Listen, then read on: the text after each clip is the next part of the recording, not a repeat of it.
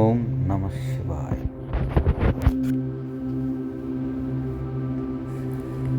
కుండలిని శక్తి జాగరణ, కుండలిని శక్తి సుషుమ్నా నాడి ప్రయాణం.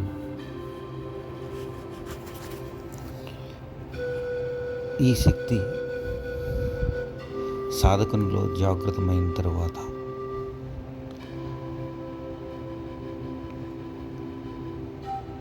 గురువు యొక్క అనుగ్రహంతో ఒక్కొక్క చక్రాన్ని భేదించుకుంటూ నాడీ శుద్ధిని కలిగిస్తూ శరీరంలో సాధకుడు ఏ ఆసనాలు ఏ ముద్రలు వేయకుండానే కుండలిని శక్తి జాగృతమైతే స్వయంగా సాధకునిలో క్రియలన్నీ కూడా వాటంతటికవే జరుగుతూ ఉంటాయి. ఈ సాధనలో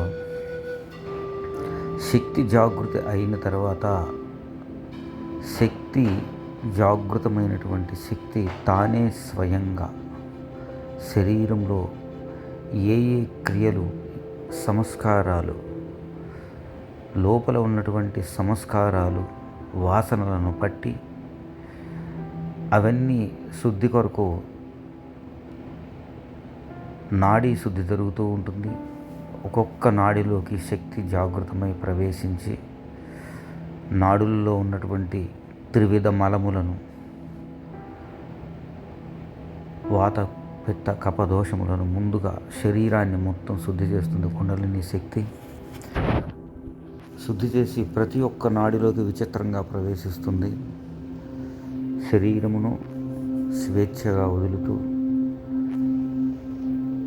శ్వాస ప్రాణాయామములు కూడా స్వేచ్ఛగా జరుగుతూ ఉండనివ్వాలి.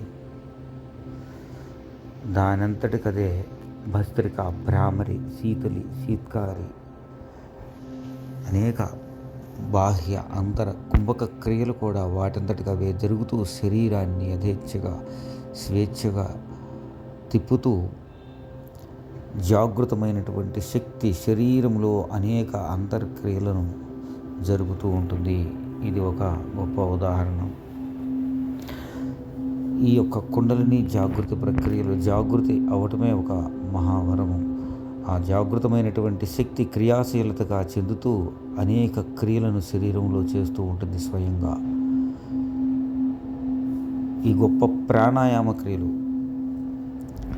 ఒక వ్యాధి నయం అవటానికి ఒక ప్రాణాయామము లేదా ఒక ఆసనం చేస్తాం. శరీరం లోపల ఏమేమి వాసనలు కర్మలు ఉన్నాయో మనకు తెలియదు. శరీరాన్ని స్వేచ్ఛగా వదిలేస్తే శరీరానికి ఏ విధమైనటువంటి ప్రాణాయామ క్రియ అవసరమో, శరీరము హాయిగా ఆనందంగా ఆరోగ్యంగా ఉండడానికి ఏ విధమైనటువంటి భంగిమలో ఆసనం వేసుకోవాలో శరీరం తనకై తాను స్వయంగా చేసుకుంటుంది. ఈ క్రియలో అనేక వ్యాధులు తగ్గిపోవటం, శరీరం చాలా గొప్పగా ఆరోగ్యంగా ఉండటం తెలుస్తూ ఉంది. ఈ యొక్క క్రియలో అనేక రకములైనటువంటి భంగిములు వాటికవే రావటం, ఒక్కొక్క అవస్థలో పరిచయావస్థ, ఘటావస్థ, ఆరంభావస్థ, పరిచయావస్థ, ఘటావస్థ, నిష్పత్తి అవస్థలో ఒక్కొక్క అవస్థలో సాధకుడు ఒక్కొక్క చక్ర భేదన అవుతూ దాటుతూ ఉన్నప్పుడు శక్తి అనేక రకాలైనటువంటి క్రియలు లోపల ఉన్నటువంటి నాడుల్లోకి ఈ యొక్క శక్తి వెళ్ళి అనేక విధంగా చేతులు కాళ్ళు అనేక రకాల ముద్రాభంగిములు ఆసన భంగిములు రావటం జరుగుతూ ఉంటుంది. ఇది యోగ తత్వోపనిషత్తు చూస్తే యోగ తత్వోపనిషత్తులో శక్తి జాగృతమైన తరువాత అనేక అవస్థలు రావటము, ఆ అవస్థల్లో అనేక క్రియలు శరీరంలో వాటంతటికవే జరగటం,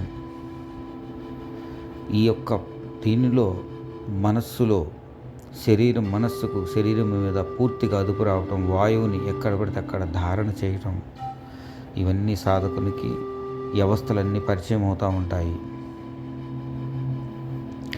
ఈ పరంపరలో అనేక రకాలైనటువంటి అతీంద్రియమైనటువంటి శక్తులు, శరీరము సంపూర్ణంగా ఆరోగ్యంగా రావటం, అనేక వ్యాధులు నిర్మూలన అవటం, మనసు స్థిరముగా ఉండటం, శ్వాస స్థిరముగా ఉండటం,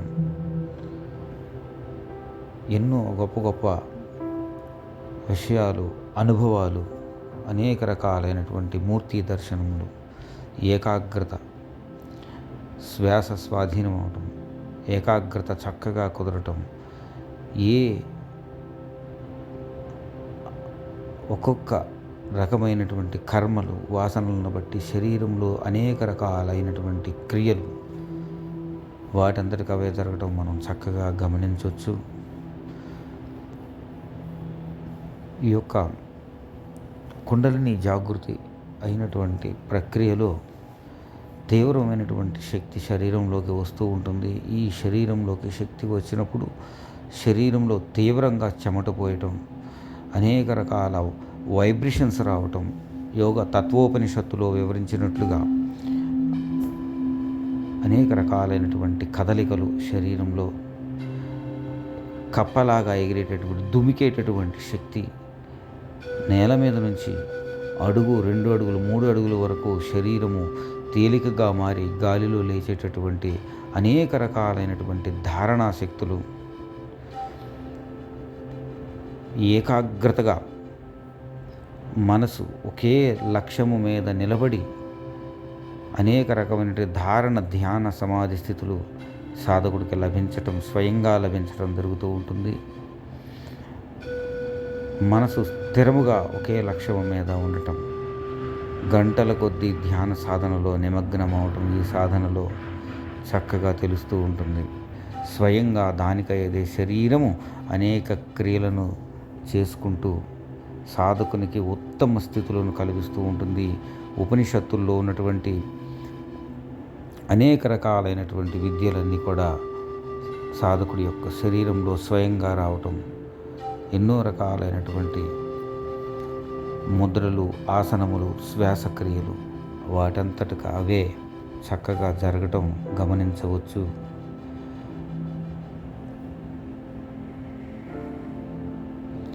ఈ యొక్క క్రియల్లో హఠయోగము యొక్క అనేక క్రియలు స్వయంగా రావటం, లయాయోగము యొక్క అనేక నాదములు స్వయంగా రావటం, అనేక మంత్రములు వాటంతటికవే చక్కగా వినిపిస్తూ సాధకునికి తెలియనటువంటి మంత్రములు కూడా తెలియటం, చక్కగా ధారణ, ధ్యాన, సమాధి స్థితుల ద్వారా అనేక లక్ష్యములను సాధకుడు పరిచయం అవుతూ ఉంటాయి. అనేక దర్శనాలు లభిస్తూ ఉంటాయి, అనేక దేవతా దర్శనములు. మహా అద్భుతాన్ని యొక్క సాధన ఆవిష్కరిస్తుంది. అనేక రకాలైనటువంటి ఉద్గీత విద్యలు, ఓంకారం యొక్క విద్యలు, సంవర్గ విద్యలు, ధూమ విద్యలు, సూక్ష్మ స్థూల భూతముల యొక్క సంయమనము,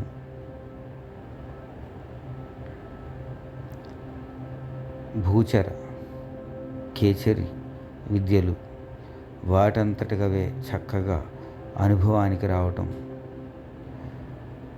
ఎంతో చక్కగా సాధకులందరికీ ఈ క్రియలని రావటం జరుగుతూ ఉంటుంది. శ్రీ విద్యోపాసనలో అనేక నవావరణములలోని, అనేక ఆవరణములలోని అనేక రకములైనటువంటి భంగిములు, ముద్రలు, ఆసనములు, దేవతల యొక్క అనేక ఆవరణంలో ఉన్నటువంటి దేవతల యొక్క అనేక రకాలైనటువంటి భంగిములు, నవావరణముల పరిచయము, ఒక్కొక్క ఆవరణంలో, ఒక్కొక్క భంగిమలలో అనేక రకాలైనటువంటి క్రియలు స్వయంగా జరుగుతూ ఎంత అద్భుతాన్ని ఆవిష్కరిస్తూ ఉన్నాయి. ఉపనిషత్తుల్లోని సకల విద్యలన్నీ కూడా ఈ సాధనలో వాటంతటికవే చక్కగా పరిచయం అవుతూ ఉంటాయి. చక్కగా ఏకాగ్రతగా, సాక్షిగా ఏది కూడా కావాలని చేయకుండా చక్కగా సాక్షిగా చూస్తూ శరీరంలో జరుగుతూ ఉన్నటువంటి ఆ మహాయోగ సాధనని గమనిస్తూ క్రమముగా సమాధి స్థితుడు అవుతూ ఉంటాడు సాధకుడు. అనేక రకాలైనటువంటి కళలు కూడా ఈ యొక్క సాధనలో పరిచయం అవుతూ ఉంటాయి. యోగ తత్వోపనిషత్తు, యోగ కుండలియోపనిషత్తుల్లో ఉన్నటువంటి అనేక విద్యలన్నీ కూడా ధూమ విద్యలు,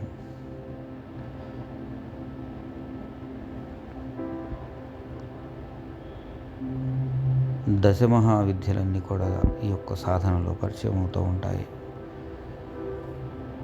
అనేక లక్ష్యాల మీద మనసు నిలబడిపోతూ చిత్తశుద్ధి కలుగుతూ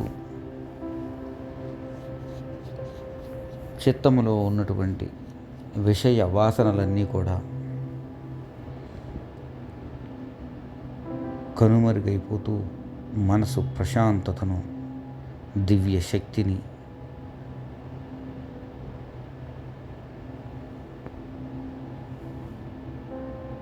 దివ్యమైనటువంటి మనస్సును కలగజేస్తూ ఉంటాయి. అనేక ధారణా శక్తులు సాధకునికి ఈ స్థితిలో పరిచయం అవుతూ ఉంటాయి. మనసు యొక్క ఏకాగ్రత స్థిరమై దివ్యమైనటువంటి తేజస్సు సాధకులకు అనేక రకాలైనటువంటి సిద్ధులు యథేచ్ఛగా వస్తూ ఉంటాయి. ప్రయత్నము చేయకుండానే సకల సిద్ధులన్నీ కూడా ఈ సాధనలో రావటం జరుగుతూ ఉన్నది. గంటల కొద్దీ నీళ్ల మీద ఎంతసేపైనా కూడా ఆసనములు వేస్తూ యథేచ్ఛగా మాట్లాడుతూ గంటల కొద్దీ నీటి మీద తేలుతూ 75 సంవత్సరముల వయసు కలిగినటువంటి వాళ్ళు కూడా యథేచ్ఛగా ఎంతసేపైనా నీటి మీద ఆకువలే తేలుతూ జీవించవచ్చును.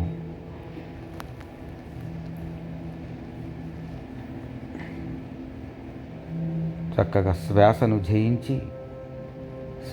జయించి అంతర్కుంభకము ద్వారా అంతరశ్వాస ద్వారా అతి తక్కువ శ్వాసను తీసుకుంటూ భూమి నందు ఎంతసేపైనా కూడా భూమి నందు పూర్తిగా శ్వాస లేకుండా గాలిని వాయు దిగ్బంధనము ద్వారా శ్వాస లేకుండా చక్కగా ఎంతసేపు అయినా ఉండగలిగేటటువంటి శక్తిని, శ్వాస మీద జయాన్ని కూడా పొందుతారు సాధకులు. ఈ యొక్క శక్తి తీవ్రమైనటువంటి సాధన ద్వారా భూమి నందు నీటి నందు కూడా ఎంతో ఆరోగ్యంగా అతి తక్కువ శ్వాసను తీసుకుంటూ సంపూర్ణమైన ఆరోగ్యంగా జీవించవచ్చు. ఈ విధంగా కుండలిని శక్తి అంటే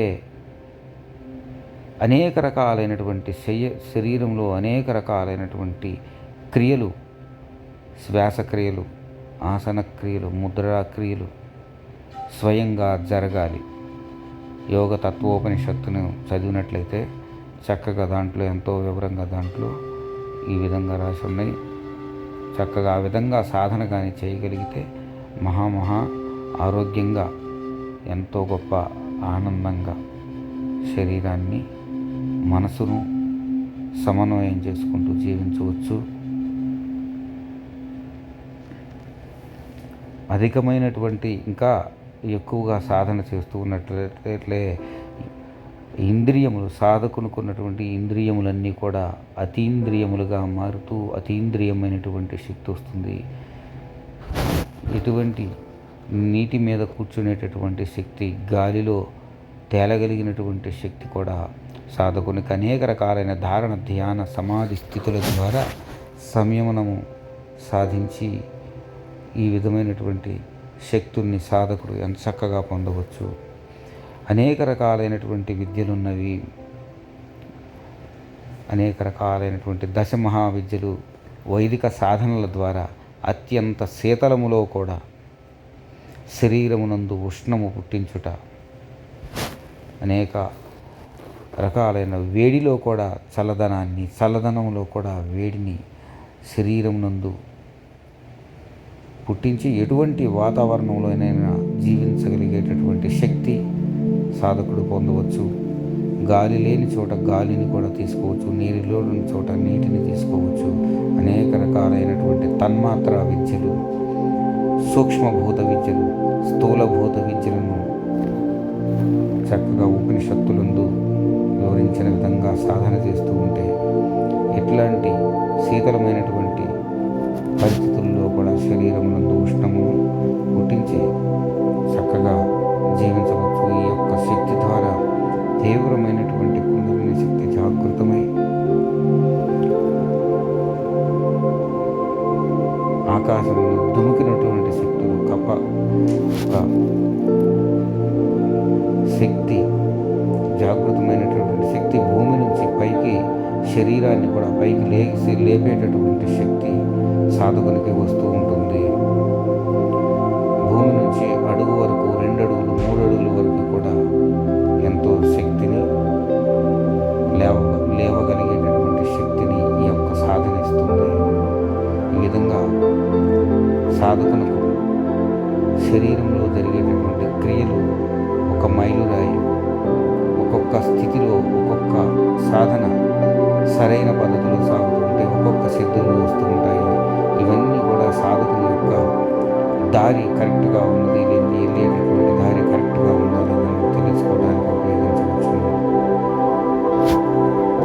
ఒక పిల్లవాడికి చదువుతున్నది కరెక్ట్గా చదువుతూ ఉన్నదా, యూనిట్ పరీక్షలు ఏ విధంగా పెడతారు, సాధకుడు కూడా ఈ సిద్ధులు లాంటివి ఇవి ప్రదర్శన చేయడానికి కాదు, సాధనలో ఉన్నటువంటి స్థితిని తెలుసుకోవడానికి మాత్రమే. సాధనలో ఏ స్థితిలో సాధకుడు ఉన్నాడో ఇటువంటి సిద్ధులు తప్పకుండా వస్తాయి. వీటిని త్యజించి ఇంకా ఏకాగ్రతగా సంప్రజ్ఞాత సమాధి నుంచి సాధకుడు క్రమముగా అసంప్రజ్ఞాత సమాధిని శరీరమును జయించి మనసును జయించి రజో తమో గుణాలను వదిలివేసి అద్భుతమైనటువంటి స్థితికి సమాధి స్థితులు కావాలి. అసంప్రజ్ఞాత స్థితికి సాధకుడు వెళ్ళవలను.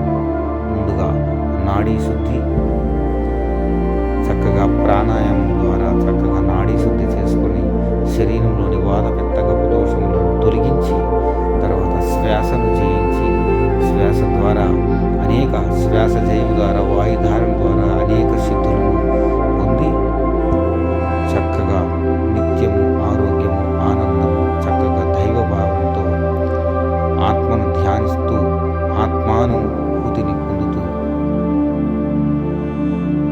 పరమమైనటువంటి ఈశ్వర తత్వమును సాధకుడు పొందవలెను. ఓం నమః శివాయ. ఓం నమః శివాయ.